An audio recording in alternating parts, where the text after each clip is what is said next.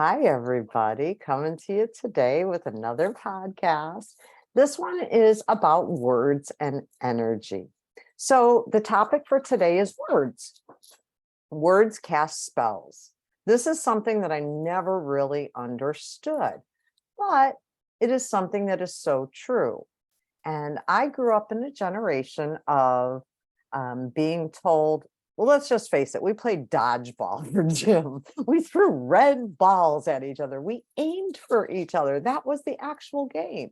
And so the saying that they used to tell us at the time was, sticks and stones may break my bones, but words will never hurt me. And so I really believed that for a long time. I don't know about you, but I have been taught by my children that words do hurt. And if you come to think about it, if somebody gives you a compliment, boy, does that stay with you a long time, right? Like say you look really nice when you wear a certain color and someone complimented you on it. And so then the next time you put it on or you're trying to pick something to put on, you're going to be like, oh yeah, I loved that. And, oh yes, I remember Susie complimented me last week when I wore it, something like that. So the energy of words sticks with you. Now, the same thing can be said for harsh words, right? Did someone ever tell you you were dumb, or gosh, you're so stupid, I can't believe you didn't know that, or you keep doing that, something bad's going to happen? So think about it this way. The words cast an energy, right? So just like when I was saying, if somebody, had insulted you in some way, boy, does that sting, of course, you don't have any blood showing on the outside, but it could really stick with you, because then the next time you go to do something like that, you'll be like, oh, yeah, I felt very uncomfortable when, they looked at me funny or laughed at me, or, someone said so-and-so. It could be even the fact that the energy of the word carries forth all through your life. Like, I know that certain people were told they would never amount to anything when they were children, right? No, I'll give my mom credit. She did the opposite. She's like, you could do anything you want to do, just go work for it. So that was, thanks, Mom. But they're told as children, you'll never amount to anything. You can't do that. You're too slow or too short or too fat or too skinny or too weak, or, not the right color, not the right sex. And so they put that in your head. So words cast spells. Words carry limiting beliefs. And so my challenge for everybody this week is to look at your self vocabulary. What is your internal vocabulary? What words are you using throughout your day? And I'm sure there's somebody that knows all these statistics, but for every conversation we have, there's so much more thoughts and words that go through our heads, right? And so because of that, we want to pay attention to the words. We want to pay attention to the language that we're using with ourselves. Okay, so an example of a words being spells. And trust me, I don't use the word spells very lightly. It used to make me cringe. I like angels. Angels are fun. They're beautiful and joyous. But energy is energy, right?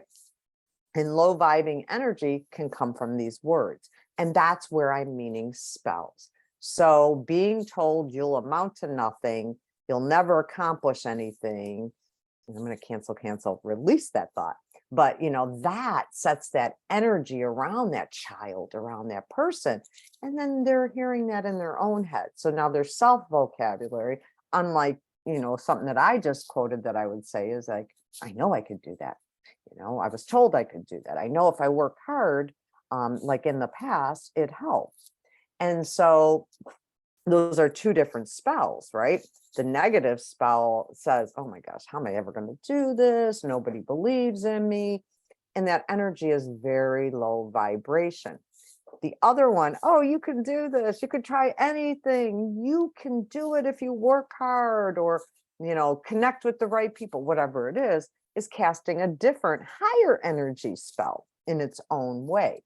So the challenge for the next week for everybody is to look at the top 20 words you use to think about yourself every day. And then if those are of a negative or a low vibrational energy, I challenge you to use a thesaurus or use the computer or your phone to find alternative words. Well, you don't want a thesaurus, that's the same. Wait a second. You want an antonym, is the opposite. Thank you, fourth grade teacher. I remembered a couple things, but an antonym would be the opposite. So you find the words that you're most commonly using. And then if it's a low vibing word, we're going to look for a high energy word, and we're going to try to cast the spell the other way. So my challenge is find the top 20 words that you use on a daily basis. Make a recorded list of them. Look at them, determine how many of them are actually low vibrational, right?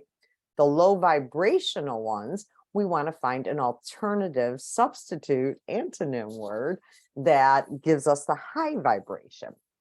And then even the ones that you feel like are high vibration, maybe they're not the highest. So maybe instead of I have courage, maybe it's I have willingness, right? Courage resonates at a 200 frequency, willingness is at a 310. So I can close that gap and bring my energy and my my vibe, right? My frequency up higher. So this month, I'm going to be talking a lot about energy, frequency, vibration, and all that, just to lay some groundwork for how we can help ourselves in our own way. And by help ourselves, I don't mean we're a project that needs a lot of help, but we're human beings here, or we're multi-dimensional beings here having a human experience. So we need a little uplifting sometime. Let's be honest, the earth is a heavy, dense energy at times. And so as spiritual beings, we look for ways to regain our sovereignty, to regain our allegiance, our alliance with the higher energies. So overall, we're going to look this week at words. And then next week, we'll have another one that we'll look at. But over the course of the month of July, I will be releasing these in addition to some other podcasts, but talking about energy, frequency, vibration, and then some different healing modalities that'll go with that. So I look forward to giving you more updates on this topic and some more helpful tips. I'd be curious, and I'm excited to hear from others what some words that you come up with. And if you're challenged to find your high vibration words, reach out to me. I am on Facebook at Angels in the House Party. And then I am accessible Gmail at angelinthehouse111 at gmail.com, or on Facebook also as just Dawn Latwis. So I look forward to talking to everybody again soon. Reach out and let me know how you're doing, and have a great rest of your day. Bye-bye, everybody.